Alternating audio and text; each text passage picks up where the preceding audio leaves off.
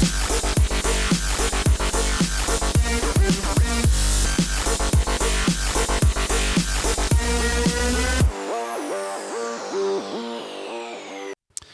hey, everybody, and welcome to another live episode of The Grid. My name is Scott Kelby, but that's not important now because with me today, a very, very special guest. He's ambidextrous. Where is this person? I'll just skip right to the. We are very excited today to have the man who is rocking the Houseski. It's my buddy Matt Kloskowski. Thanks, Good man. to have you here, man. Thank you. Blow it up. All right, so I was talking to Matt at lunch today. This is episode 274. Wow. So Matt and I launched The Grid 6 years ago. Wow, dude. Really? I cannot believe it has been 6 years because it feels like 5 and 6 months. It just feels like maybe 5.5 years. I don't believe it because I haven't aged. I'm not 6 years older. Dude, you do not look a freaking lick older. I can tell you. If you go back and look at those ones, I look like I'm 100, and Matt looks like he's 12. And today looks like he's 12 and a half. Anyway, we're really glad to have you on the show today. Thank you. Great to have you here. We of course we have a couple of shout outs to start off the show. We do have some guests here in the studio today. You know, occasionally we have some guests. Today we have Ted Waite and Scott Callan from Rockin Publishing. If you guys have seen my book called How Do I Do That in Lightroom or How Do I Do That in Photoshop, they are the guys that published it. So they're a great publishing company and good guys. We've been friends for many years, and they are here today as our studio audience. Speaking of those books, speaking of those books, we're going to be giving away some today. This is How Do I Do That in Photoshop? And the answer is, I have no idea. You know what I do? I call Matt. You look it up in the book. No, I call Matt and go, Matt, how do you do that in Photoshop? And he'll tell me. Do you ever do a tutorial? Do you ever forget how to do something and then you do a web search for it and you find a tutorial of yours? Matt, that's crazy. That would never happen. Dude, I've had to walk over to my shelf and pull my own books down sometimes because you know what? You don't do these things every day, you know? And so, yeah, and I've done a Google search and I come up to the thing and I go, oh my gosh, it's my own tutorial. How embarrassing. We're also going to give away this one. How do I do that in Lightroom? Now, you're probably wondering, there we go. Why wasn't Juan zoomed in? It wasn't Juan. It's Leighton. So Leighton's switching the show today. Meredith, our director, got married. Woohoo! Like she's like married off, and she's like on her honeymoon. And so Leighton's back there. Well, Leighton's drinking. Leighton has a lot. I went in there. I'm like, dude, what's all this beer doing in there? He's like, I have to drink when I switch. Anyway, it's 4 o'clock, dude. It's 4 o'clock. I mean, it's, you know. All right, we're giving away both of these today and the best book ever written on compositing. Dude, I'm not just saying that because you're here. I've said it a million times. This book is the best. This is the best right here. Photoshop Compositing Secrets, written by Matt Kloskowski. It's the best. It is really, and you know it's the best. I mean, come on. You know what's a funny story? Oh, sorry. Go ahead. I was working on this thing. Somebody asked me to write this little piece for him, and it asked, "What's the hardest project you've ever worked on?" This today is still the hardest thing that I've ever worked on in my entire life. Well, yeah, there were a lot of aspects to that. You had to shoot backgrounds. You had to shoot people. You had to do. It's probably the most rewarding, but it seriously still goes down as one of the hardest things I ever worked on. And honestly, this sounds bad to say. I don't know how to say this right, so I'm just going to say it. This kind of flipped a switch in me that when I finished this book, like I still work really hard, but I finished that book and I was like, I kind of looked at my life. I'm like, I've got to change something because it really devoured every aspect of my life, my wife, my family. Like I'm like, I got to change something. So, it was. Writing a book, especially when it's a big one like this. Mine for me was the Light It, Shoot It, Retouch It. It was one of those ones where it was just so much work. It was so much work to do. Hey, we're also giving away 2 Lens Pro to Go gift cards. We're going to give away 1 Lens Pro to Go gift card. Hey, so I'm going to give them a plug today. They're nice enough to give us these cards, right? But I want to give them a plug. So today I saw on Twitter where they retweeted this thing, and it was like, rent the gear that's in Scott's bag. And I'm like, am I renting out my gear? I went and looked at the link, and what they did was they have a picture of my gear bag, and then they have their own links to rent it. So it's the same lens, but it's not You're not renting it from me. You're renting it from them. But anyway, they did a really good job. And if you go to lensprotogo.com, they did a beautiful job, and it made me think I've got too much gear. Anyway, so we're giving away 1 to 2 of these today at the end of the show. It just depends on, how much traveling I'm doing, how much travel gear Matt I need to and where borrow. he's going. All right, so real quickly before we get into it, we have a great topic today, and it's a topic that Matt came up with. But before we get into that, tell our audience, let's get us up to speed about what you've been doing.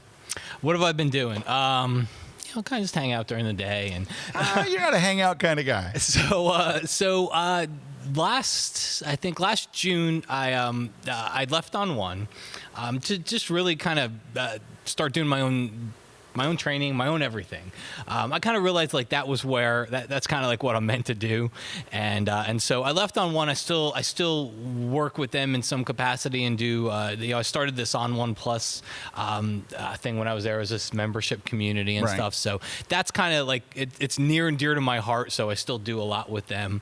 I still use the software. I still use On One Effects as my styling plugin. So I do a lot with On One, and I just do all my stuff over on mattk.com. So I made a Lightroom course. mattk.com. It's like 13 hours. Like it's a really intensive. Like it's like big course. It's big. It's big. But it's complete, right? Yeah. It's start to finish everything Lightroom, and the idea I think is you kind of buy it and you go into the sections and the parts that you need to. You don't have to sit there and digest 13 hours at once. You don't have to sit down and have a pizza or anything. Yeah. Okay, and that's Matt. It's at Matt K. You don't even have to know the spelling of Matt's name. No, it's just Matt that's K. deliberate. And there's a great story behind how someone gets a URL like Matt K. It's not easy. I paid for it. Yeah, he paid for it. I bet there was a person in some suburb of Chicago, and was it the south side of Chicago? That's the baddest part of town. I'm not quite sure. This was a while ago, but I remember sitting around. Thank you. They got it over there. Well, 2 of them did. I was actually on the internet buying all the permutations of how you can misspell my last name. Because whenever Which is endless. Yeah. And so and my wife Diana's sitting next to me, and she's like, did you ever just look up Matt K? And I'm like, honey, it's too easy. I'm sure I did that at some point. So I did. And I looked at the website hadn't been updated in like 8 years. And I figured all right, I'll contact the guy. I'll send him an email. And as luck would have it, his daughter was into photography. And as luck would have it at the time, I worked for a place that really had a lot of great photography training. We did. So now it's all crap. But it was good at one time. No, but so that's what back when I worked there, and so I paid him $800 cash, and then I went to I don't know who my boss was at the time. I'm like, can I give this guy like a free membership to Kelby One for a year? And he's like, yes. So I actually gave the guy $800 cash and $800 is the best deal anyone ever bought a .com for. When I was transferring it over to GoDaddy. I was on the phone doing the transfer, and the guy's like, okay, he's like, what's the name? I was like, mattk.com. He's like MATTK? And I'm like, yeah. And he's like, wow. How'd you get that? you paid a lot of money for that, huh? I'm like, no, why? He's like, I don't know, any name like that with. Oh yeah. So anyway, that's how I got very lucky. But also go to Matt K, not just for that, but he's in fact today our whole thing is based on something he wrote on Matt K. So it's a great blog besides that, but go there either way. Just don't just go there, Just go. Just go. Hey, I'm going to give a couple of quick shout outs because Stephanie, who's a regular viewer here, is in a Starbucks in a Rio de Janeiro favela. It's a Call of Duty map. She's in, it's a Call of Duty map. We love that map. Remember Favela? Yeah, we had a great map in Call of Duty. Great. Anyway, sorry, back with you live. Anyway, so Stephanie, we don't feel too bad for you down in Rio. But I do feel bad for Bruce. Bruce says, how's everyone today? Another glorious day in the frozen north. Mike Cabasi's here from Hollywood, our Hollywood buddy, Hollywood Cabasi, and Kelby One instructor. Fran says, hey, Scott and Matt, good to see you both. Matt K is awesome. I can't wait for his classes at Photoshop World and to meet him in person and to thank him for all the continued training for Kelby One. So I can't wait to meet Fran. I see her all the time on Twitter. So. Oh, yeah. So Fran will be there. This is our first Photoshop World. Bruno Miguel Santos says, blast from the past. Bruce says, Matt, so nice to see you again. Johan says, Scott and Matt rocking the Houseski. Those old things just never die. Jeff May says, hey, Matt, if I had known, I would have sent over some Swedish fish. Ooh, that would have been good. He loves Swedish fish. Martin is watching from Groningen in the Netherlands. Yay, Groningen. Let's see. He says, hello, Matt. Glad to see you on the grid again. Rocky Nook in the house. Cool. Matt Chernisky says, so the question is, do you ever learn something new when you watch one of your own tutorials? And I'm just going to give a couple more quick shout outs here because we've got Rich from Alaska. We've got Mark. He said, this is the first time I've seen you live. Matty K in the house. And he is from Mark? Newcastle upon Tyne. Chris is here. Said my first time live too. So welcome, Chris Henry. Jose is here from Puerto Rico. Stefan from Germany. Bill says good to see Matt once again. And we've got Alec from Aberdeen. That's part of the Hong Kong Harbor. Christian, is, but it's not. That's not where he's from. Anyway, I wanted him to go. No, I'm from Ireland. No, Aberdeen is in Scotland, right?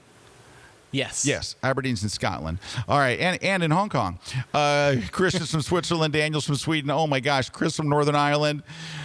Simon's here from Poland. I probably said that wrong. All right, your homeland. My name's land. Yes, my native homeland. Maria's from Canada. Betty from Switzerland, and Robin Foto, who got the joke, says, was his name Leroy Brown? As a matter of fact, it was. Hey, we got a great topic for you today. So our topic today is the state of post-processing. Now, this is actually born from a post that you did on mattkay.com. Can you tell us a little bit about it?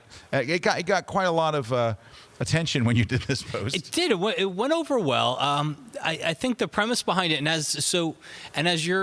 as you're thinking about your questions and thinking about topics, I think the premise behind it was, you and I have talked about this many times before. You know, you go to a workshop and you have somebody there and they're editing their photo in Lightroom. Right? Yeah. And they're editing their photo in Lightroom. You walk up behind them, you're like, that's good, open up the shadows, whatever. And then they're like, okay, now I'm ready to move on. And so they go to the photo edit in menu, and then it just explodes. Yeah, they have 40 things in there. You know, and so...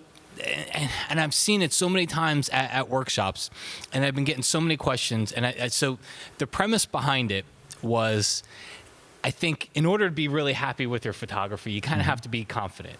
So when you go out to a shoot, if you're scattered all over the place, you don't know what your camera does, you don't know what settings to use, you may come back with a good photo, but I think the experience is better if you were confident about it, if you kind of knew what to do and everything. And I think the same thing holds true on the computer, which is if you have 25 apps and you don't know what to do and you don't know where to do it, I think it takes away from it. So that's a little bit about where the state of post-processing was born, because there's so many things that do the same thing, and so I kind of just wrote a little bit about it. All right. So, as you think of the questions, think simplification. Right. And for those of you who aren't that familiar with the edit menu in Lightroom, what it is basically these people have installed 25 plugins. They're different plugins, every plugin out there. And I've seen this. Where people have literally every plugin. And I'm not. I'm pro plugin. I'm really big on. Me too. I'm big on plugins. I'm big on presets. I'm like, whatever gets you to where you want quicker, I'm very, very big on them. But when you open up someone's edit in and you have Photoshop as a choice, and then every other plugin made, you're like, how do you even know where to go? Like, how do you know what they all do? How can you learn them all? But anyway, so just for the guys who are knowing that's what he's referring to, is these plugins that you can buy for Lightroom or Photoshop. Usually they'll work in either one. They either work in Lightroom or Photoshop. But all right, so you have a disclaimer for us? Okay, I got to read it because it was a long one. All right, I wrote this at the beginning of my blog post. And so the disclaimer says, I have a disclaimer before you go on. If you're a professional photographer that pixel peeps at 400% and talks about bare patterns and demosaicing and algorithms and all that, which, by the way, I don't have any idea what any of that stuff is. But it sounds good. This is not directed at you. Please stop reading now. You've got an eye that looks at something that most of us don't see. And I really directed it toward people that have jobs, families, lives, kids. You do various travel around, you know, whether it's for your job, whether it's for your family, and you just love to take photos, and you want them to look great, and you enjoy doing it, and you want to feel good about it when you share it with your friends and family. So, all right, there's going to be somebody that's going to say, no, Matt, you're wrong. The Shadows algorithm in XYZ program is superior to that because of the demosaicing algorithm, and it's not. You know, it's funny because the other day I mentioned noise reduction. And I mentioned, like, somebody asked the question, well, Scott, you know, what would you use for noise reduction? And I'm like, well, I really don't use noise reduction. But if I did, I mean, occasionally I'll get in a really bad situation where I'm like, okay, but I try not to. I said I would use this one, or this one. It wasn't 10 seconds before someone said, "Why didn't you mention DxO? Why didn't you?" And like, oh my God. So it's like, if you, that is one of the things about this. If you mention I like A, it'll be 5 seconds before I like B appears. Hey, you know what though? Before we get in, we're about to get really deep into this. So let's take a short break so we can, like, compose ourselves and all that kind of stuff. We're going to take a short break. When we come back, our topic today is the state of post-processing in 2017. Our guest is Matt Kloskowski. And Peter Schmidt is here from Hungary. That's enough for me. Hey, Joe Scudda is here, and he's finally caught a live show. Joe, you should have seen the dead ones. They were awesome. Don't go away. We'll be right back with our guest, Matt Kloskowski, here on the grid. Don't go away. Ooh, look at the grid. Don't go away. There goes the jib. Hey, Rick Salmon here. I have the pleasure of being an instructor at Photoshop World 2017 in Orlando, Florida, April 20th through 22nd. I'm going to try to get to as many classes as I can, but I hope you can come to my classes. One is how to have more fun in Photoshop. Number 2 is evolution of an image. I talk through the evolutionary process of an image. And the third class is travel photography. I'm Rick Salmon. I'll see you there. Hey guys, my name's Peter Hurley and you are here in my studio and I am going to teach this class on the top 10 questions I get regarding headshot photography. So here's what you're going to get. These are big ones. You ready? How do you chill out your subject? How do you get their good side? How do you take weight off of somebody that's a little bit heavier?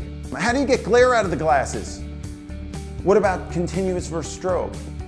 I'm going to go over those and many more in this class. Come join me on kelby1.com.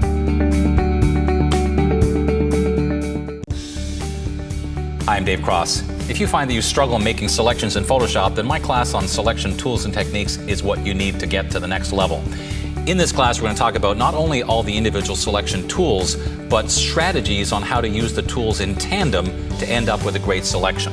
We'll look at specific functions like color range and select and mask, all with the same goal: help you make more accurate selections more quickly and easily. Check out my class only at kelby1.com.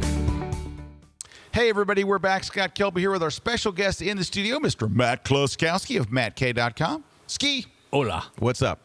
All right, we're looking at all the comments, and there's a whole bunch of them in here. But can you scroll back down to that one all the way to the bottom? We just saw one from Dave Cross. Dave Cross says, bridge is the best option with a winky face. All right, Dave, don't you think you should get in your car and come down here? I guarantee you, Dave, if you come down, we'll get another mic set up. Juan will jump and get another mic. But you should just come on down, Dave. You should get in your car. Now, how Dave lives...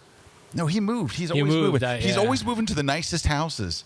Like, Dave's got like a string of nice houses. His last house had this coolest little courtyard, like right between in the middle. It was really neat. Yeah, well, he moved into another new place because Dave's on the move. Dave, you can't be more than 20 minutes from the studio, and we run over like a banshee.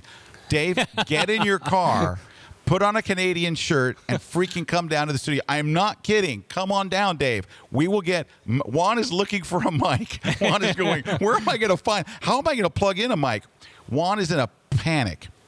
But we will find a way, because by the time you get here, that's why they call him Magic Juan. He will find a way. He's in full panic mode. He's over there. Where are we going to find a mic? Because it's a new set and all. Dave, listen to me. He's on the back thing. He's like, go find a mic. Go find a mic. We need a mic.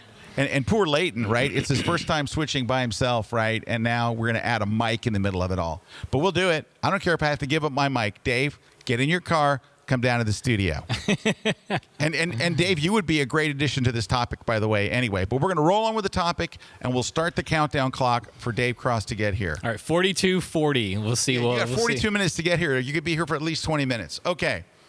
That being said, a lot of people I saw Dave last week, by the way. A lot of people are naming like the software that you use, like Stephanie in a favela in a Starbucks in a favela. In Rio de Janeiro. She says, of all the plugins I've used, I love Alien Skin's exposure. Alien Skin definitely has their fans. And I just saw somebody else, Mark Rodriguez, who is freaking brilliant in Photoshop, says, I only use Nik Silver Effects Pro, which is for black and whites, and that's about the only external plugin I use.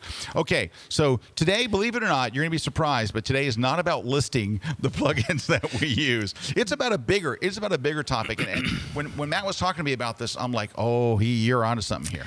So can I say something to Mark, though? Yes, you may. Mark's using Silver FX Pro.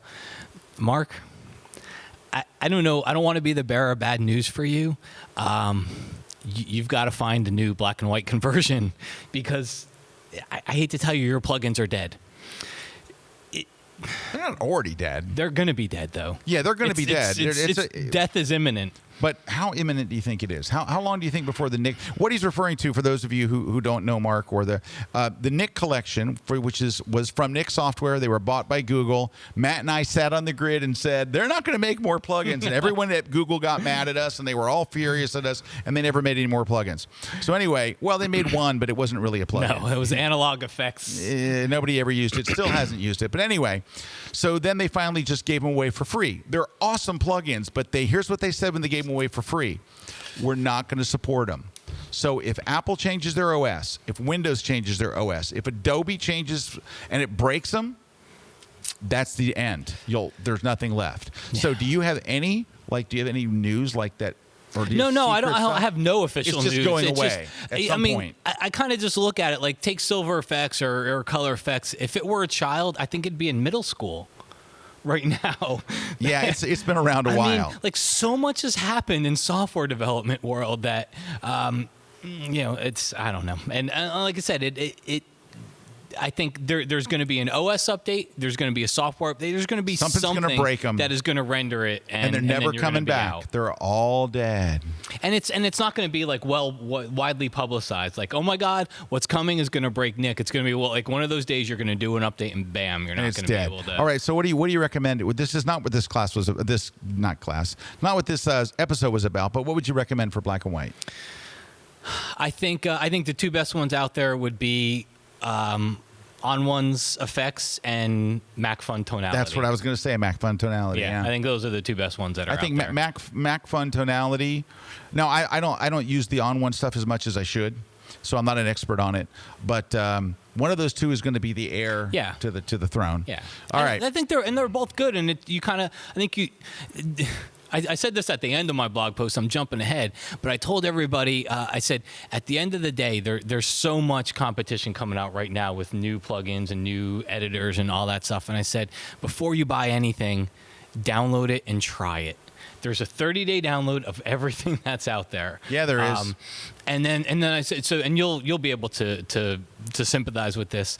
I said, years ago, what would happen is somebody would come out with a new version of something. Remember when plugins used to cost $400 and $500? I absolutely do. And when they were 20 and 30% off on the special launch announcement special, that was big money. It was $100 off. Yeah, but now they cost $100. So when less than $100 sometimes, $75. So now when they're 10% off or 20% off, so now because the big launch special, hey, it's 15% off, you just save $7. It's like, you know what? Download the 30-day trial. Wait till it comes out. Yep. Use it for yourself on your own time, and then figure out if that's what you really want to use. And I think you got to download a few of them and kind of see which one fits your style. Oh, please don't tell me that's really Corey Barker no, not over there. Oh. Over there. Like, where? No. He says, I still use Bridge. Oh, my God. All right, Corey. Get in your car. Corey, get in your car. All right. Everybody, get in your cars. All right. Back with you live. All right. So there is a point in this show, and I'm serious, where we actually are going to get to the topic. Now. Is it now? You ready? Go. I think it's all the topic. I think it is. We were talking about plugins and all that stuff. Plugin bloat. So I think if we look at how it started, plugin bloat, we look at and I'll take responsibility for it. Years ago, I used to use Nick, and if you watched a tutorial of mine, you'd see me using Nick. So then I think a lot of people who you kind of gravitate towards something like, all right, they use Nick for their photos, I'll go ahead and grab that. And then so what happened is 2 years later, something happened, and I switched to On1 because Google bought Nick, and I didn't think Nick had much of a future. So then people buy something else. Yep. And then maybe they go to a seminar and they see another instructor, and that instructor is using Topaz. And outside is a Topaz booth, and it's 30% off. So you walk out and you buy Topaz. And then they went to another conference or seminar, and alien skin was on sale, and they bought that. They keep buying them and buying them. Yep. And the problem is number one, you will never ever find anybody anywhere that's going to cohesively show you how to use all of those things together. Like it doesn't exist. So I think what happens is people get really confused. And in the beginning, I said, like, I want you to have confidence in this whole thing, and I think confusion is kind of the death of all of it. So I kind of broke it out to, at its base, you need a good raw editor. Right, something to basically do your basic editing. Yeah. So and a good native raw editor, because there's a lot of editors out there that will open up a raw photo, right? But when they open up that raw photo, they convert it to a PSD or a TIFF or something like that, and so it's not a good native raw editor. So I think at its base, I think. If we look at the state of post-processing, you want a good raw editor. Lightroom. Do we have a Dave Cross? No, it's my daughter. I haven't seen her in so long. God, she got so big. I know. Yeah, we've been giving her fertilizer. She grows like mad. So can I say, like, my 15-year-old son is? I'm 6'1". My 15-year-old son is now taller than me. I can't believe. Do you know it's like it's a really weird experience, like when you have to go up to hug. Oh my gosh, I just can't believe your kid. it. Right. Wow. Anyway, good native raw editor. You got Lightroom, you got Capture One. Lightroom, Camera Raw, Capture One, on one the Photo Raw, and then MacFun Luminar. So I think you have you gotta wait. Hi, MacFun Luminar. I think those are kind of the big ones, and I know people come out with, there's Raw Shooter or whatever it is. Like there's a lot of small raw editors out there, and there's a lot of free raw editors out there. And what I would say to people is, those are all great. What's going to be really difficult is to ever find education and a community built around it. Because chances are you're not going to go off on your own and edit raw photos and never ever watch a tutorial. Yep, I have talked about this to death, Matt, where people will go, I'm thinking about getting this software, this plugin. I'm like, can I give you a good example? Apple's Aperture. Yeah. Apple's Aperture was actually a pretty good program. I still have Aperture on my computer to this day because there are some things that it does, like making slideshows sync to music that nothing else I found that does it as well.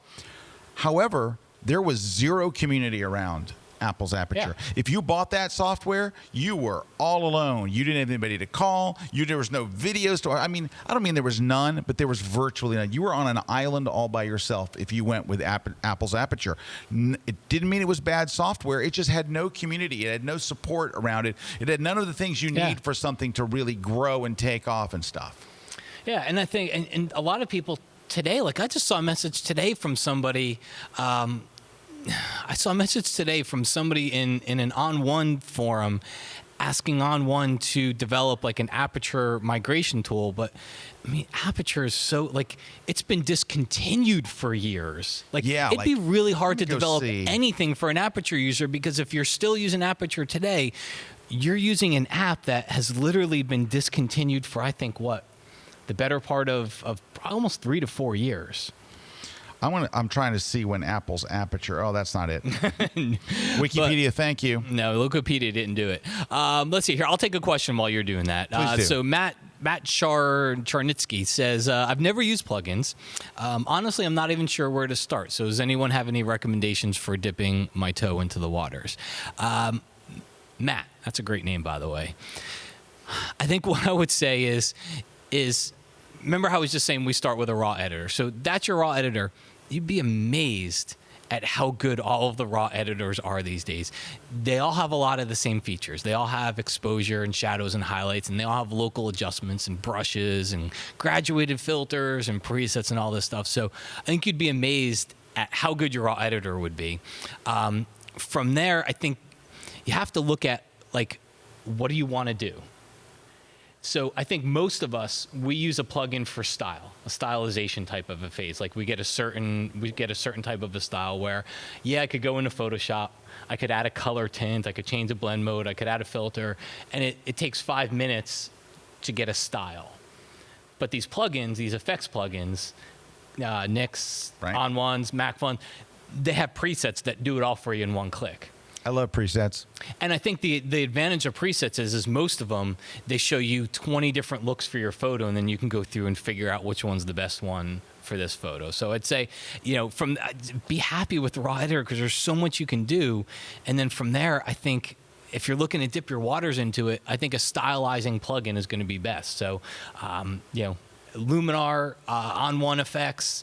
I loved Nick Color Effects back in the day. It's just, it's hard to say. I know it's hard to tell people today they should go download Nick because what's going to happen is they're going to fall in love with it and then it's broken forever. It's going to go away. So. And people still think, they go like, well, Google is going to update it, right? I mean, when it dies, it'll be dead, and it'll be a sad day. That was for you and I for many years. Now, not from when you started using On1, but before that, that was our thing. That was and I still use it to this day because right now it still works.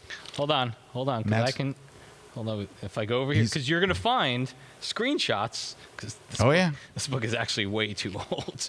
There we go. Nick Color Effects Pro plugin, and there's no page by it.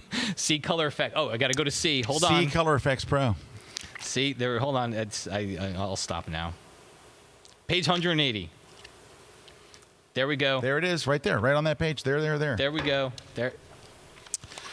Ron, zoom in on this. There we go. Right there. There it is. Right there. There it is. Where his hand is. So we did. We lived on it. That used to be the heart of the stylization that I did to my photos. But you know what? With all the Nick collection, all I really ever used was Nick Color Effects Pro. Yeah. And Silver Effects for black and white. That was it. Yeah. I mean, it had all this other stuff. They had sharpener and all. I wound up using basically those two. So let's take it there. Okay. So here's where it comes out, because you've got. And this was a really hard blog post to write because you also don't want to offend anybody. And people are easily offended on the internet. People are easily offended. So, get your Twitter accounts warmed up. So Topaz has a plugin for everything. Nick's got a plugin for everything. On1's got a plugin for everything. MacFun's got they all sharpen. There's a new denoising plugin coming out every day. They all have exposure sliders. Highlight, clarity. So at the end of the day, I think the big statement that I said in the blog post was, I think post-processing has become commoditized. That wherever you're going to do noise reduction, it's going to be good. In this day and age, there's really no bad noise reduction. There's really no bad sharpening. And then it becomes, how many windows do you want to open up to edit one photo? You've said this. Guys, we've talked about this. Yeah, we've talked about it years ago. Yeah. But how many windows are you really going to open up to edit one photo? Do you really need a whole separate program for sharpening? What do you use to? Do you use Lightroom or Photoshop? Yeah, I use well, it depends. If I go to Photoshop, then I do the sharpening there. If I stay in Lightroom, I do the sharpening there. Yeah. But I don't go someplace to sharpen. No. I wouldn't take a photo over to Photoshop just to sharpen. Yeah, exactly. It's like wherever your photo happens to be and whatever raw editor you like, I guarantee you that sharpening is really good. And guys, think about this. When you're using an app on your phone that's 99 cents or $1 or whatever, and then you see a slider called sharpening, it sharpens your photo. You don't go, "Ooh, I moved it." It didn't. Yeah. It sharpens your photo. If you find one slider that does sharpening, it sharpens your photo. If you find like Photoshop that has 3 sharpen, it does it. If you go to Lightroom, it has 4. You know what they all do? They sharpen your photo. Noise reduction's another one. It's like, do I really need to go somewhere else for noise reduction? And here's how it all happened. And you know this. What'll happen is, and I put videos on YouTube all the time, but here's the problem with a YouTube video is when you go to YouTube and you do a search for noise reduction in Lightroom, you don't know that you just found a video where you trashed Lightroom's noise reduction, or somebody trashed Lightroom's noise reduction 8 years ago when it wasn't good. Yeah, it's quite good now. Now it's really good, but YouTube's not really great. I mean, there is a date on there, but you don't really see that date front and center. What you see is somebody saying, "Oh, you know what? If you're going to do noise reduction, you can't do it inside of Lightroom. You've got to go get XYZ plugin and do it." And there was a time where, especially in Photoshop's noise reduction, Photoshop's built-in noise reduction was absolutely horrendous. And so we would tell everybody, "Oh, you want to do noise reduction? You have to buy a plugin." It was true at one point. Now, you remember the plugin, right? Noiseware. Noiseware. Imagenomics Noiseware. Yeah. It's a very good plugin. Hey, I just want to mention real quickly, we're still on what we call Dave Cross Watch. But Corey, you live closer. All right, Dave Cross is on his way. All right, he's got a conference call, and he's going to blow it off. Oh, no, he says he can't do it? Oh, he says dang it, I forgot about Dave, take the conference call here. Dave, take it here. Nobody cares. Come on. Seriously, take it on the way here and then transfer over. Everybody else will listen. Where's Corey? Is Corey coming? The guy lives like a minute away or something. No, Corey's a solid 20 minutes. Drive fast, Corey. I want Dave Cross to come down. Corey, come on. Oh, my God, Calvin Hollywood is watching. He's on his way from Germany. Calvin, get in a plane. We're very friendly about taking people from other countries. Come right over. All right, look at that. Calvin says, "What's up?" Boy, it's good to see his name in there, right? I know. I always love Calvin. Calvin Holly. I cannot believe everybody that's watching today. I mean, if I think back through the years, like Calvin's somebody that taught me a lot about Photoshop. Like I always learned so much from watching his stuff. Can I tell you why people learn from Calvin? Because there was a time where kind of Photoshop stuff, I don't want to say it stopped, but like there was a core thing of stuff, and we all did the same stuff. And it was Calvin who came out with new ways of doing stuff, new techniques that all of a sudden ripped the lid off everything. It's like there was a time where we'd all done it so much, and we were all teaching the same stuff. He broke the mold. He really did. He really did. He wrote stuff that we're like, now, how do you do that? And so seriously, we'd be like, Calvin, wait, do that again. Do that again. All right, do it. Now, what you apply image? What were you using that for? So if you are a Kelby One member, go watch some of Calvin's classes. You will be amazed. It all still works. Everything he did is just like, it still works. It's just, you know what it was? He was the guy that did stuff that everybody else needed a plug-in for. Like he did stuff that was just, everybody had to buy a plug-in, or you knew how to do Calvin stuff. And Calvin told you. And you know what else, too? Calvin was excited about telling you. He was pumped about it. Oh, yeah. He got you going. You're like, dumb. All right. Oh, Corey says you guys will be done by the time I get here. Man. Corey. All right. So go on with your story. Oh, and you know what? We better take a break. Oh, we should take a break. And we got to take some questions because we got all kinds of people And I'm gonna throw it out to everybody there. Because I said something which I think some people can agree or disagree with, but post-processing has become commoditized. Right, I'm interested to... All right, well, I'm going to ask you just a real rapid-fire series of questions, and you tell me. Okay. So if you open an image in On1 and you move the exposure slider, what does it do? Moves the exposure. If you move it to the right, what's it do? Brightens the photo. If you go to Lightroom and you move the exposure slider, what's it do? Brightens the photo. If you go to Luminar and you move the exposure slider to the right, what does it do? Brightens the photo. All right. Does Luminar have a highlight slider? Yes. Does Capture One have a highlight slider? Yes. Does Camera I'm doing Raw good, have aren't one? I? Yeah. And I think that's the kind of the point you're trying to make is whatever you're using today, it has the same. They all have the same sliders. Does Luminar have a clarity slider?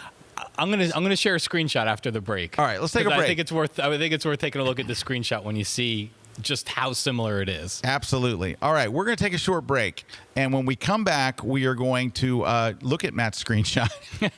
We got a whole bunch of the comments are just pouring in, and there's lots of people that want to see Corey and Dave on the show, and we totally agree. I wish we had thought about it a little bit more. If we had done some planning, we could even had mics set up. And you know what though? Here's what's weird. Instead of Corey and Dave, we've got Ted and Scott.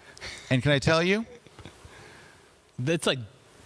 It's like looking dead on. So Ted is the Dave Cross character, and Scott is Corey. Youthful and spry and all that kind of stuff. And what's weird is, Calvin Hollywood says he's on the way. All right. Ted is wearing a Canada shirt, which is weird because he's from San Francisco via New Orleans. We're going to take a short break. When we come back, we got lots of questions, lots of comments, and we're going to open this can of worms that we've opened a little deeper. Stick around. Don't go away. We're live here on The Grid. Hey guys, Terry White here, and I'm going to be at Photoshop World 2017, April 20th through the 22nd. I can't wait to share my new classes with you on Adobe Stock. I also have some updated classes on Adobe Muse, and Lightroom and how to get started organizing your photos and even the little things about Lightroom that most people don't even realize you can do. Can't wait. Photoshop World 2017 is going to be off the charts. See you there. Hi everybody, Scott Kelby here. I want to tell you about my brand new class for people who are just getting started in photography. It's called Beginners Start Here, and I go through all the stuff. It really is a lot about camera gear and settings because it's the most important stuff you need to know right now. Now, I do something in this class you're not going to see anybody else do. Nobody wants to do this, but I did it.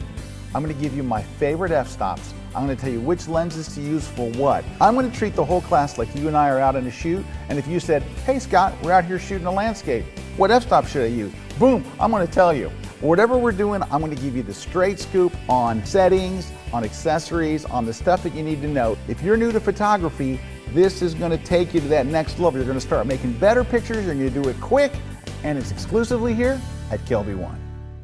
Have you seen the fastest, best camera Canon has ever made? It's the 1DX Mark II. You're going to see it on sidelines of sporting events everywhere. It's super fast. It's amazing. And I just did a class about it at Kelby One. So make sure you check out that class. And I know that only pros have a camera like this. So I didn't spend lots of extra time showing you all the little nuances and going through everything. Just went through everything you really need to know. Check it out only on Kelby One.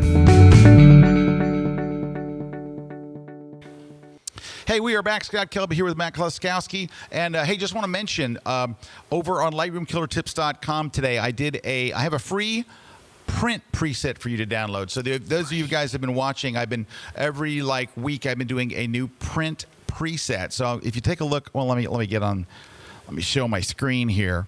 And what it is, and this is a weird thing about Lightroom, right? So Lightroom has a book module. Mm-hmm. You can do 1 photo, 2 photos, 3 photos, 4 photos, 6 photos. There is no 5 photo. So anyway, I've been creating these print presets. I do a video to show you how to create them so you can make your own, but then I actually make a preset and just download it. Now the preset is for this thing on the left here, right? Not obviously just big photo, you don't need a preset for.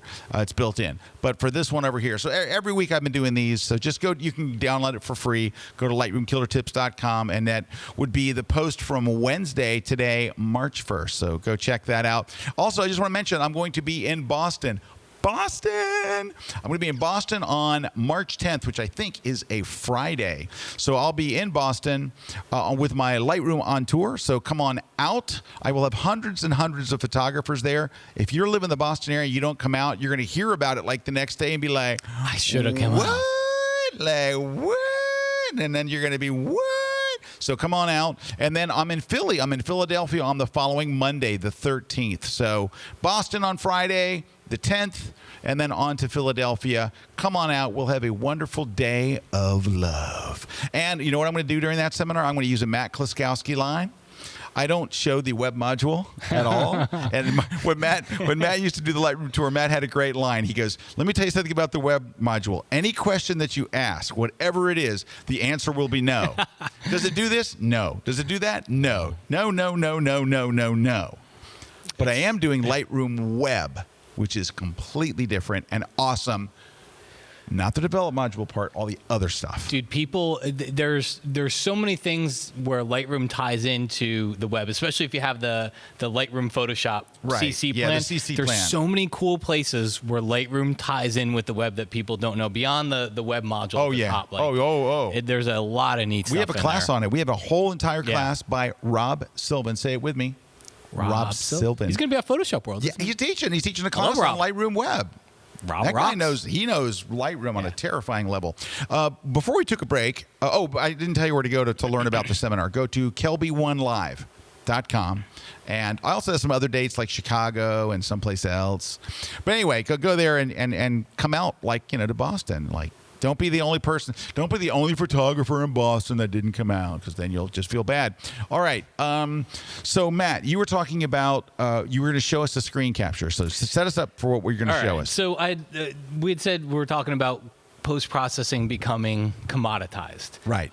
Meaning that I think exposure's exposure, shadows are shadows, highlights are highlights. And that's why I very specifically in the beginning said the disclaimer, because I know that there's a demosaicing, bare pattern pixel peeper out there that's going to disagree with that. So, Right. For most of our unrefined eyes, that I think a lot of these sliders are commoditized. And to show that, I have a screen capture.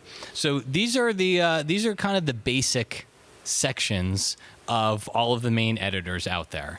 So you've got that do Lightroom, raw images. that do raw. Yeah, you've got Lightroom. You've got Capture One's not in there. You got Lightroom. You got On One Develop. You've got, I don't know what the third one is. I think the fourth one is Luminar. What is the third one? What could it be? Wait a minute. Detail, color, tone curve, vignette. That looks like another version of Lightroom. What is that? God, what is it? It's killing me now. It's from your own blog. I know. This is bad. Why don't I know what this is? This is bad. It might What? be Alien Skin. I think it's Alien Skin. You think it's got all is the Alien same Skin. names as Lightroom. It can't be Alien Skin. It is. But look at the names. I mean, look at the names. Highlights, shadows, clarity, vibrant, saturation. Clarity, vibrant, saturation. Temperature, tint, saturation, vibrance. I mean, it's all and all the panels are even named the same. You know, detail, tone curve, vignette. So, I think you're looking at Capture One. Yeah, I'm in Capture One, and there's exposure, contrast, brightness, saturation, and then of course the tint. I mean, it's the same stuff. They call it Kelvin because Kelvin. Capture One's a little fancier. They have to call it Kelvin, but Kelvin. what it means is, you know, Calvin Hollywood. No, Kelvin Hollywood. it's Kelvin. It's Kelvin Hollywood. All right. So then it begs the question, all right, if post-processing's become commoditized, then what's this all about? And I think this can kind of take us to a key point. I think post-processing has become more about the art of the edit.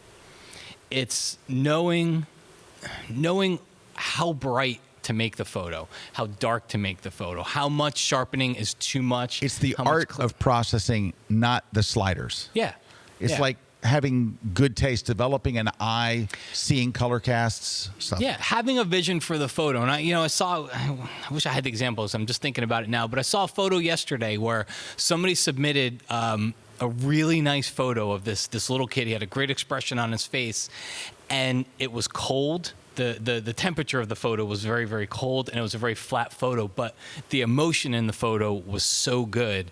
And just one click with the white balance slider and like auto contrast, and the photo was 100% better. But I think a lot of it's kind of almost developing a little bit of a vision for what can be done with the photo. When you see your photo, to know what can be done with it. Where's the sun? How can I bring it out a little bit more? You know, it's not just going to be moving the highlight slider, but it's how much, can I paint in some other highlights that maybe give me a better feeling for it. So I think that's a little bit about, you know, the whole phrase of post-processing becoming commoditized. Yeah. So I'm sorry, man. I was looking up something. Don't show my screen yet because I got to set it up. Oh, that's not the right photo either. Crud. All right, hang on one sec. I'm trying to find the exact same photo, but I'll still be able to give you a pretty good idea here. That's not the. Give me 1 second. Okay. Matt, maybe take some questions for. I'm going to take some If I questions. just get a minute, I can do this. I'm gonna take some questions This here. opens up another can of worms that Yeah. Ted and I were talking about earlier. It's Ted over there. So Steve Goodrich said, can we get a plugin that's an over-processing detector? It could tell us if the last tweak was just one tweak too much. Steve, I would agree with you, and there is no such plugin. But I think that also speaks to the art of post-processing your photo, is kind of realizing a little bit realizing what's too much. And I can tell you this, everybody goes through this problem. Everybody that was around back in the Photomatix 1.0 age, where Photomatix HDR came out and we realized we could bracket on our camera, we realized we could open up a bracketed series of photos in Photomatix and over-process the living crap out of them. Everybody did it. And we all did it because we could. Everybody, when they first realized what skin smoothing was, made their portrait look like a porcelain doll. That's true. And then eventually learned how to pull it back a little bit. You know, HDR, I think everybody that got into HDR at the time, over-process the crap out of the photo, and what would happen is we got desensitized to it. So I would sit down, I'd show a photo to Scott, and Scott would be like, dude, you HDR'd the heck out of that photo. I'd be like, no, I didn't, dude. I barely did anything to it. You do get desensitized, no doubt about it. You do. You get very desensitized to it. So I think that's also par for the course. Let's see. Anthony Crothers says, so guys, you were talking about creating a look. Can you do that with presets in Lightroom? Anthony, you absolutely could. And so to anybody that's thinking about, all right, well, what plugins do I get?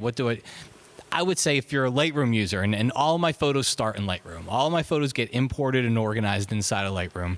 And I'm going to do everything that I can possibly do inside of Lightroom. There's times where maybe I want to add a little bit of a glow. That's a little bit tough to do inside of Lightroom. Lightroom's got some basic black and white controls, but if you really want to get, I think people that are into black and white get really into black and white, and I think that's a time where you're going to want to jump over to a plugin. But Lightroom can do so many things when it comes to color toning your photos, with temperature and white balance and vignettes and some of the radial filters and all that. I'd say start there. I think my favorite little tip for Lightroom, because somebody asked me, do I ever use all the presets that I show? And I don't. I'll be honest with you. There's no way I could possibly use all my presets. But what I do is, if you open up your navigator panel on the left-hand side of Lightroom in the Develop module, and you have your presets, I take my cursor and I run it over the presets, and it gives you a preview in the here. Can I show you? We would love that. I think I can. So here we go. Let's see. Let's go to Lightroom color presets. And then here's a navigator panel in the top left. All right. And then what I do is I actually come in here and I drag it out a little bit more. And as you hover over, it gives you a different look for that preset. So do I use all my presets? No, but I can tell you that there are many, many times, and that's why I still believe in creating presets. There are many times where I have hovered over a preset and I've been like, I never thought to do that to this photo. I never thought that toning would work good at this photo. Exactly, and it looks right. Great. So Calibra talks about that quite a bit when she does, her Lightroom stuff. She'll look at a preset. Her Lightroom stuff, her iPhone stuff. She'll look at a preset called architecture, and it looks amazing on a person. Mm-hmm. But because it says architecture, you don't even think to use it. Yep. All right. So what I've been doing here, I'm sorry to have disengaged there for a minute, but what I was trying to do is so Ted and I were talking today, and we were talking about kind of like this kind of topic. And so Ted says to me, I once killed a man. I'm like, what? No. So Ted says to me, we mentioned Capture One, and immediately, Ted's like, oh, well, yeah, Capture One's supposed to make your images look better. And I'm like, we did a whole feature story on this. So Martin Evening, who is an incredibly well-respected Lightroom expert, absolute Lightroom expert, and a book author and all, he writes a column for Lightroom magazine, which we publish. So he did a cover story about the differences between Lightroom and Capture One, because there is this thought in the community that Capture One somehow interprets the raw photo and the photos look better. And so this is something that Matt and I realized years ago, but we realized it in Nikon's. What was it called? Capture NX. Capture NX. Capture NX. So here's what it is, and it's an interesting thing. I have examples now to show you. It just took me a few minutes. I wanted to show you, not yet. In a minute, when I explain it. So today he was just being a punk. All right, I will cue you, Leighton. Show it. You know what? I'm gonna leave this set. I'm gonna come to the control room. I'm gonna take Matt's butt. I'm gonna hit you with it. And take your beer. I'll take all your beers back but one. The one that's he's kind of nasty. Anyway, here we go.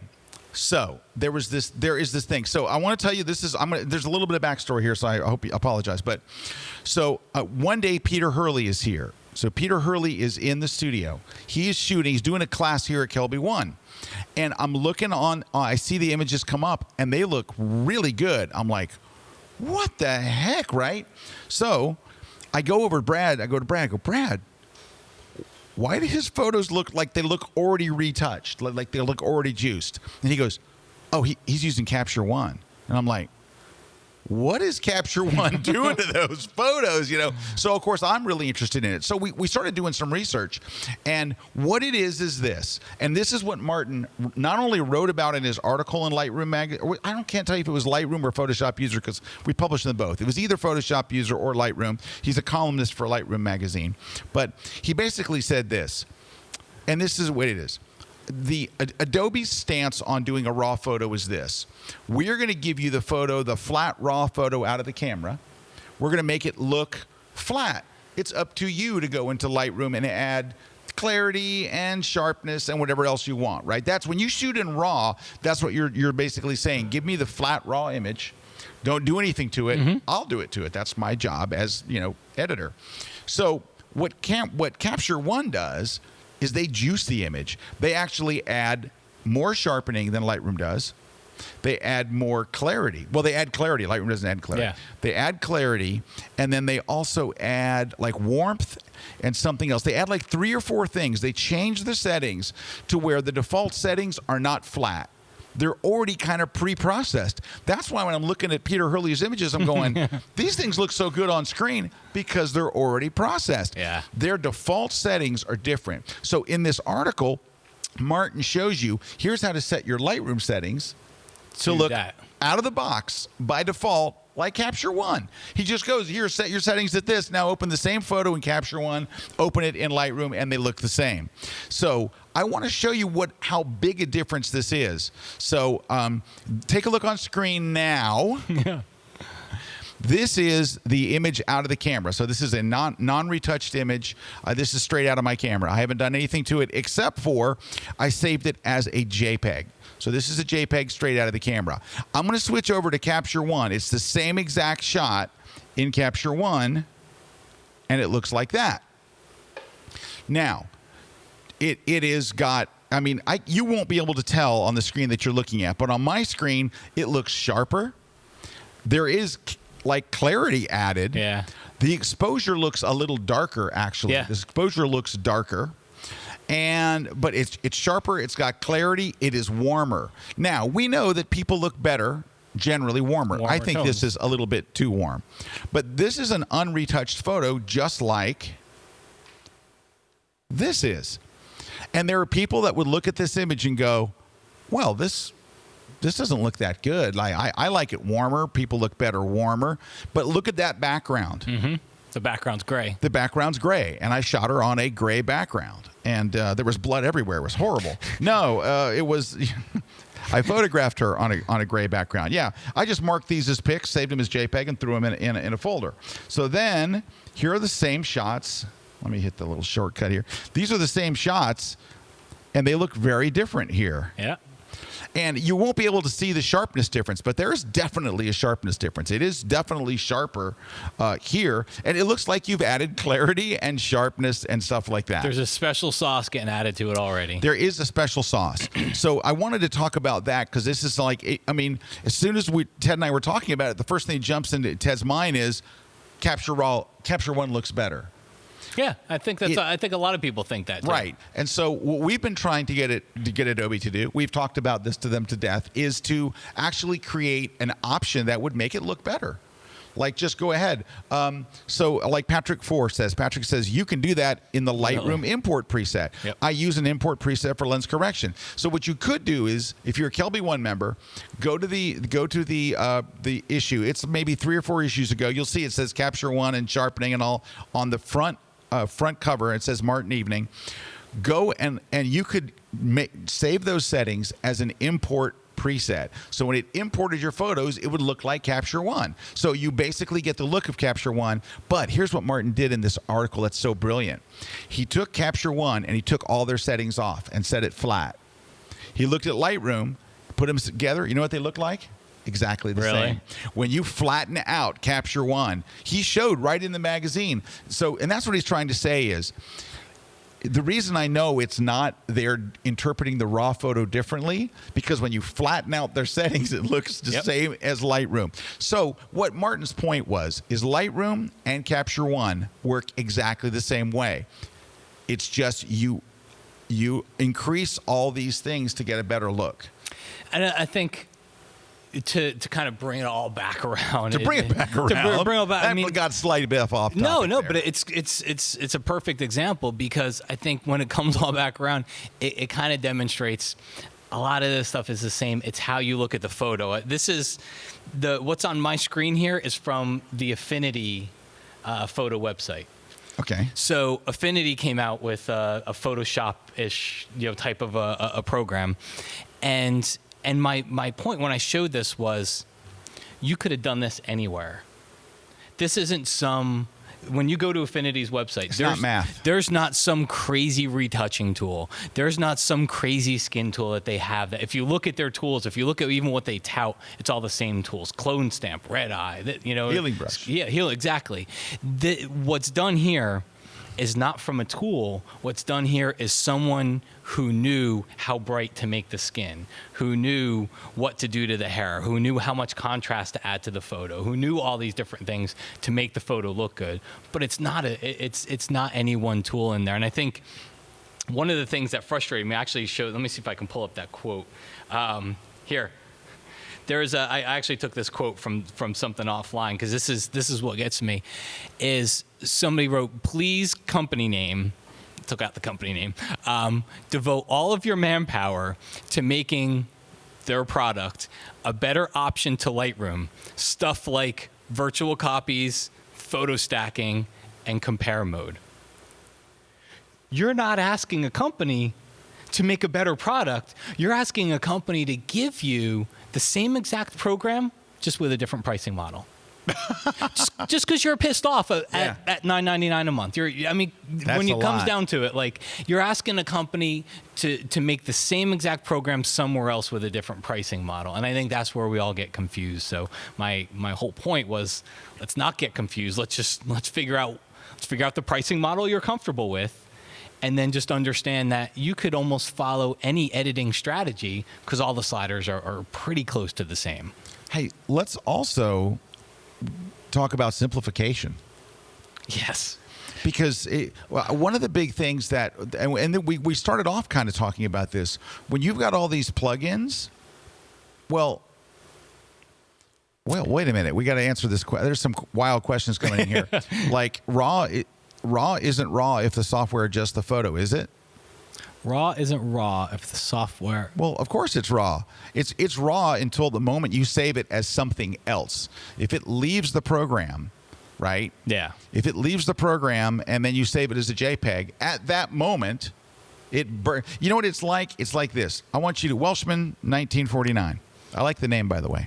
So I got to imagine you're 67. We know it's... All right. So, Welshman, think of the RAW photo as the negative from back in the film days, right?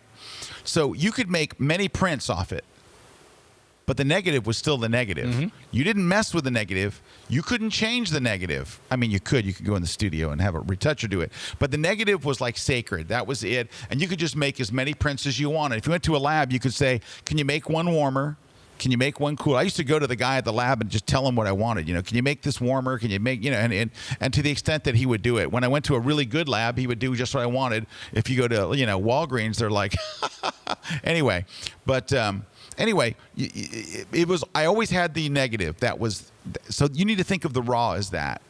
It is a RAW photo all the time. You're just going to make prints. But instead of making prints, they just call them JPEGs. And you just save that. You send an email to somebody and then delete the JPEG. You don't even need it anymore because you can do it again. Exactly. So that's what. So you can make those difference. Ian Paul Holmes says, "I never noticed that with Capture One. You know why? It's what Matt said earlier. You get used to a look, and it becomes the norm." Like you start to use Capture One, and after a while you're like, that's how it looks, right? And you would see a Lightroom and go, "Oh God, it's so flat." That's horrible. But what Adobe's saying is, yes, it's flat. It's supposed to be flat. You said RAW. We're not supposed to goose the image. You're supposed to goose the image. So but there are people that do like the look of Capture One, that they like the warmer, crispier, sharper image. I just don't want people to think that they can't get there automatically and by default in Lightroom. And I think that's kind of part of why I wrote that blog post. Is I'm not saying one's right or wrong.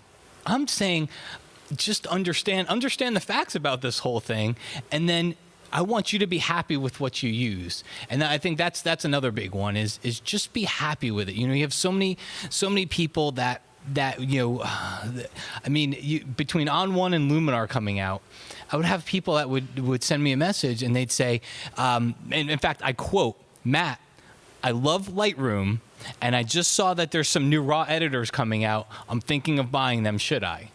Why? And so, and that's what gets a little frustrating, because you're just like, you just said, I love Lightroom. You're happy. You're in a happy place. You love it. Why switch it? You're not going to find anything that's better. It's good to try it. And if you're happy with it when you try it, go for it. But you're not going to find anything, I think, that's better. And it goes to what you said, simplify. How many times have we seen somebody that says, you know, I do my importing into Lightroom, I do my editing in Luminar, and then I jump to Topaz, and then I jump to On1, and then I do my finishing in DxO. You know, I saw a photo yesterday, and I could see they sent me the ending. You know how the program appends its name to it, and it said something.dxo. And I think DxO, like wide angle architecture, like hardcore lens correction type stuff that we really can't do in a lot of other programs. This photo I thought was way overkill to jump into a plugin to do something like that. So, hey, so I'm sorry to interrupt. Welshman, he clarified what he was saying. He says, sorry, my point was, I don't like my image being edited even slightly. I want to do it. So yeah, which is cool. So I'm sorry if I got that wrong, Welshman. Yeah, and I'm the same way. Is like, just give me the flat image. But can I tell you, this is the thing I would like Adobe to do. I would like Adobe to give me a juiced version. Like, just say, do you want it flat or do you want it juiced? You know, but Martin shows you how to do that. Mm-hmm. But so if you are a Kelby One member, you'll be able to set up your thing and look like Capture One. Not everybody is. Sadly, not everybody is a Kelby One member. So I would love to see everybody, the whole Lightroom community. But that's the other thing is that there is this big community around Lightroom. So when this person says, I think I'm going to go to jump something else, what community is around this other plugin? And so the biggest community, I would say, just of all period out there, is built around Lightroom.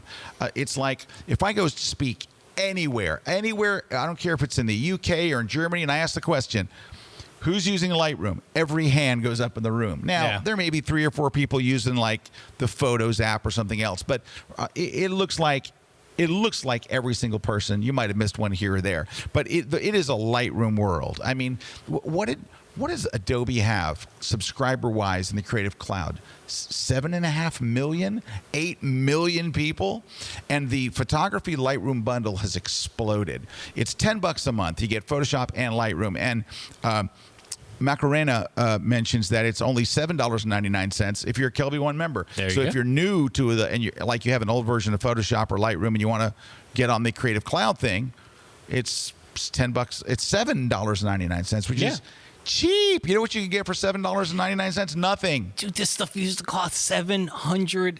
Right. If you wanted Photoshop, it's crazy. It was $700. People completely forget about that. That Photoshop a few years ago, if you wanted it, was $700. There wasn't a version for $400. There wasn't a version for $200. You want Adobe Photoshop? $700. Lightroom was $300. Yeah, I said that. It was the Lightroom birthday the other day, and I said Lightroom launched at a whopping $299. But you know, I have a lot of friends at plugin companies, but I also feel like it's important to say, you just got to understand, guys, whether you pay monthly for it or whether you don't, everybody's got to kind of extract $125 out of you a year. Yep. I mean, that's really it's kind of how it boils down. But you know, we're getting way off topic because now we're talking pricing models, and really what it comes down to is, I don't care what app you use, the exposure slider is the same. The sharpness is the same. The Yep. shadows, the highlights are They're the same. all pretty much you the can same. follow your tutorial. You can follow my tutorial in just In about different any program programs. out there, and it's going to work the same. P.D. Wormsley pointed out something The that was Master Collection. very, very true. The Master Collection. So the Master Collection, which would be like Photoshop, InDesign, Lightroom, Premiere Pro, was $2,500. The upgrade, do you remember, was $600. Yeah. $600 for an upgrade, and they came out with an upgrade about every year or so. So that was the world we lived in. And at that point, the only people that really used Photoshop were two people: professionals, like you had a job and your job was Photoshop, or people that were stealing it. Yeah. It was A or B. It was A or B. And Jen looks over there and she's like, I was stealing it. I was so stealing it. But that's not the only thing Jen was stealing. Jen steals a lot of things. Like, I cannot tell you how many times I get a call and like, this is Walmart security. We caught her with a bag full of stuff. I'm on my way. You know. Anyway, so go ahead. I was going to say, can I finish with a thought before? Because I think Please. they're about to kick me we're off here. we're about out of time. So I get, like, it's a lot of stuff to say and it's a lot of stuff to absorb. There's a ton of different things out there. And I think the main thing I want to get across is it was really written from a place of just wanting people to not be confused. I think we got this tendency, like, if there's something new, we always feel like we got to get something new. If there's a new plugin out, if there's a new thing out, you think it's got to be better, I got to get it. And I wanted people to not be confused and actually kind of feel good about their editing process and not wonder, well, should I have opened it up in Nik Sharpener? Is it better sharpening? I wanted people to actually feel good about it and know that whatever program you're using, whatever workflow you have, if it's complicated and you like it, good. And if it's complicated and you don't like it, simplify it. But whichever way it comes out is just feel good about it. Like it's I don't know how else to say it. I'm sorry, I'm confused. Hey, Dave Clayton says most people who complain about the subscription thing had a pirated version. That's why I can't say this word, Dave. That's why they complain and moan about paying even $10 a month. Now, Dave Clayton, will we see him at Photoshop World? We will. He's teaching a class, isn't he? Is he the greatest guy ever? I love Dave. Everybody loves Dave. You will never meet someone that doesn't love Dave Clayton. He's like, all right. Fran Hughes says, Jen steals our hearts. Aww. We love Jen. Okay. So, Fran, you're going to meet her in person, right? She's going to be at Photoshop World. You're going to meet Jen. She'll probably doing like a signing or something, posing for pictures. You don't know her. You just see her on like text, right? We know her. We work with her every day. She's absolutely intolerable. She's a very mean person. She's mean-spirited. She's like, no. Jen's a sweetheart. And she's very, very smart and an amazing photographer. So have you ever looked at Jen's portfolio? We talk about it every once in a while. I actually have. She rocks, doesn't she? Jen does rock. I've always known Jen. Jen just rocks. She just rocks in general. She has a place so if you're in our coming to hearts. Photoshop World, you are going to get to meet Jen, and you will love her. And you will squeeze her until she pops. Boom! All right. So let's see. So Brandon Montrone says, is there a way to see a visual representation in the histogram for oversaturating an image? So Brandon, this is interesting. There's not really I mean, you can clip an image by just oversaturating it, right? But I would do this. Brandy, you want to just see something interesting? Like when I teach Lightroom, I always tell people to do white balance first. And here's what I want you to go try. Go to the white balance slider in Lightroom and just grab the top one, the temperature, and drag it back and forth and look at the histogram as you drag. Now, technically, making something warmer or colder shouldn't change the whole histogram. It changes it like night and day. And so if you go and you get all your histogram looking like, and this is just for histogram freaks. I am not a histogram freak on any level. I just assume they took it out, except for the warning light. I need the clipping warning, but outside of that, they could just take the histogram away. But if you get everything looking like you like it, and then you go change your white balance, it changes your whole histogram. It does. So it's just interesting to go try that but there is not really a way to give you a visual representation of oversaturating an image. Do you know why? It's because saturation is not a technical thing. It is an artistic choice. It's like you have to basically decide how colorful you want to make it. Now, I can tell you, I don't add vibrance hardly ever. I get my color from contrast, not from the saturation slider. Bob Cohen says, Matt is my hero, great in explaining Lightroom. I love Bob. And Michael Lee says, wondering when the next major upgrade to Lightroom will be. Us too.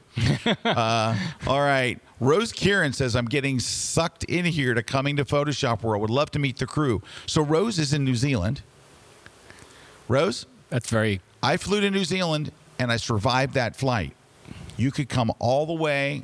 You would know so many people. You know what's going to be weird about Photoshop World is how many people that watch the grid are going to be at Photoshop World. I know, because you see it a lot on there. They're planning their own dinners and parties, and it's going to be like I'm not sure they will actually show up to class because they're really there just to hang out and meet friends. Peter Holman's got a great thing. He says, so $700, right, for Photoshop, plus $300 for Lightroom. For $10 a month, it would take you 8 years to pay for the initial versions of Photoshop and Lightroom. He's right. 8 years. Dude, the math makes sense. That's why, I mean, you don't even talk about it. I don't even talk about it anymore. I just concentrate on education because I can't control somebody's business model. But the people that don't do it now are actually, they're past the money. They just fundamentally hate subscriptions, and there's nothing you're going to do. There's nothing. Well, wait a minute. They don't have any problem with Netflix being a subscription. They have no problem with Hulu being a subscription, but it's like, not my software. But that's where it's going. I've talked to a number of software companies in the last month that are working on their subscription model. Yeah. So they'll charge you a one-time fee every year. Yeah, or they'll charge you a one-time fee every year. Okay. Hey, what was I going to say? Robin says April 11th needs to hurry and get here. Lightroom on tour will be in Livonia. And for those of you who are like, where's Livonia? It's in the Detroit area. And so we'll be there. So we're looking forward to seeing you there, Robin. And now we're going to have to say goodbye. But before we do, Ski, they go to mattkay.com. And when you're there, don't just read the articles. Click on Lightroom course. It's the second little click right on the top. Can we show Matt's site? Can we just zip over there real quick? There it is. So if you go to mattkay.com, there's you can click on Lightroom course. Also, if you go soon, the post is actually all the way down there at the bottom. If you want to go read the post, there it is down there. So that'll take you directly to the actual blog post. I will warn you ahead of time. It is long. I even said it in the beginning. You need a solid 10 minutes, dude. I am actually embarrassed to say, like, I probably put a solid 7-8 hours into writing that thing over the course of like a month and a half. It was a topic I kind of felt very passionate about, so I just kept adding to it over the course of a month. But yeah, it's a long one, so make sure you have some time and you're about ready to go to sleep. And you got a glass of wine, I think would be pretty good. Yeah, right before bed you'll go to sleep immediately. Kathy Bateson says Jen will be kidnapped by myself and Fran for the week at Photoshop World, and she will be ending up with a British/Irish accent by the time we are done with her. Kathy Bates, Kathy Bateson. Oh, sorry. It's not Kathy Bates from the movie Throw I was Mama like, from kidnapped. the Train. I was like, it's all makes sense. No. All right. So anyway, go to mattkay.com and check out Maddie's stuff. And we're going to have to get Mr. Cross and Corey. We should. That'll be fun. Dude, if Dave showed up, I would have blacked out. That would have been the funniest thing. That would have been just amazing. We could do Photoshop TV all over again. Conference call. Boo. All right. There used to be a Photoshop TV set right there. Yeah. It used to be over there. Anyway, guys, thank you, Matt, for being on the show. Thank you. And for opening this can of worms that'll get us all in trouble. Jen, thank you very much. Leighton over in the booth. Thank you, Leighton. And there were several good transitions today. It's not 100%, Leighton, but we're getting there. But he's new. Meredith's married. Juan, your jib work today has been stunning. Can we just go to the jib real quick so we can see a little bit of Juan's work? And then can we watch look at that. We're going down. Keep going. You can go further than that. They always tell you don't look at the jib. They say don't look at the jib, but we can't help it. It's just it's a moving. Weird thing. Like, how do you not look at the thing? All right, that's so leave it. Wait, go set? down a little further. Go again. See that logo there? Leighton designed that logo. That's why we don't kill him. He's really super talented. Until it comes to switching. No, I'm just kidding. Who said that? That's just a joke. All right, guys, thank you so much for watching, and we will catch you guys next week right here on the grid. Take care, everybody. Now watch the sweep. Watch the sweep with the grid. This is amazing. Watch this. Dude, he's like. It's exactly like That's why they call him Magic Wand. Looking oh, yeah, off. We're looking off. Don't look at the